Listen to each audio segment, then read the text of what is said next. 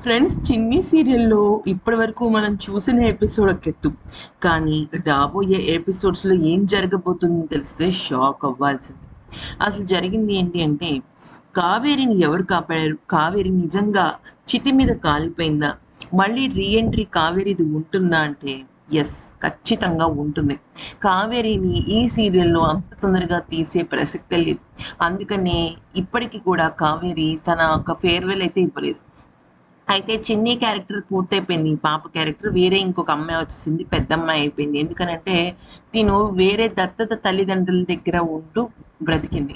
ఎందుకంటే దేవ కనపడితే చంపేస్తాడు. చిన్నియే తెలుసు కదా! చిన్నియే వాళ్ళ కూతురని, బాలరాజు, కావేరి కూతురని తెలుసు కాబట్టి ఇక చంపేస్తాడు. ఖచ్చితంగా చంపేస్తాడు కాబట్టి కావేరి మాట తీసుకుంది. "నువ్వు రావద్దు, ఇటువైపు రావద్దని." ఎందుకంటే బాలరాజు జైల్లో ఉన్నాడు. ఎలాగైనా సరే అతను జైల్లోనే ఉంటాడు. అన్‌లెస్ అండ్ అంటిల్ ఆ ఆధారాలు చూపించేంత వరకు. ఇప్పుడు వాళ్ళ దగ్గర ఉన్నది ఒక్క మెమరీ కార్డ్ ఆధారం మాత్రమే. ఇంకే ఆధారము లేదు. మిగతా ఆధారాలన్నీ కూడా దేవ ఏమార్చేసాడు. తారుమారు చేసేసాడు. ఇక మ్యాటర్ ఏమైందంటే, చిన్ని వాళ్ళ నాన్న ఆచూకీ తెలియకుండా, వాళ్ళ అమ్మ ఆచూకీ తెలియకుండా అలాగే పెరిగింది. కానీ వాళ్ళ నాన్న బ్రతికున్నాడు అన్న ఒక చిన్న ఆశ ఉంది. ఎందుకంటే వాళ్ళ అమ్మ వాళ్ళ కళ్ళ ముందే స్పృహ కోల్పోయింది కదా! అయితే మ్యాటర్ ఏమైంది అంటే, కావేరి ఆ రోజు చాలా బలంగా పోరాడింది. వెనకాల ఆమెని పేల్చేశారు. అంతా అయిపోయింది గదా!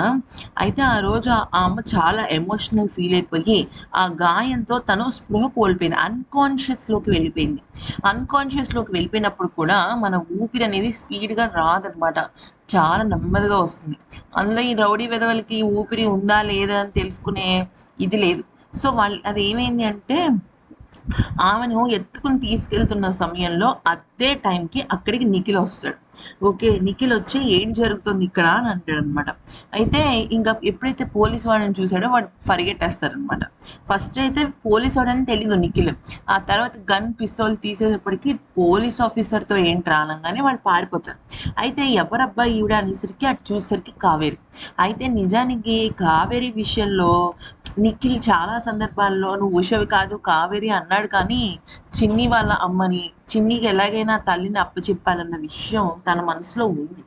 అయితే ఏమైంది, ఒక పక్కన దేవ ఖచ్చితంగా కావేరికి ముప్పు తలపెడుతున్నాడన్న విషయం తెలుసు. అందుకే ఒకప్పుడు వార్నింగ్ కూడా ఇచ్చాడు. అంతా అయిపోయింది కదా! మ్యాటర్ ఏంటంటే కావేరిని బ్రతికిద్దామని హాస్పిటల్‌కి తీసుకెళ్తాడు. అయితే హాస్పిటల్‌కి తీసుకెళ్తే తను కోమాలోనే ఉండిపోతుందనమాట. అసలు తను బయటికి రాదు. చాలా ఏళ్ళు రాదు. ఆ తర్వాత బయటకొచ్చిన తర్వాత నా చిన్ని ఏది? ఎక్కడుంది అని అడిగితే ఎవ్వరికీ ఏ వివరాలు తెలీదు. ఎందుకంటే తనని ఊరు బయటికి పంపించేస్తుంది గదా! బాలరాజు దగ్గరికి వెళ్దామంటేనేమో మళ్ళీ దేవా మనుషులు చంపేస్తారేమో అని భయం. అందుకనే నిఖిల్‌తో ఏమంటుందంటే, "నేను ఇక్కడే మీతోనే ఉండిపోతాను. అంటే మీతోనే ఉండిపోతాను అంటే నేను ఇక్కడే ఉంటాను. నాకెవరు లేరు" అని అంటుంది.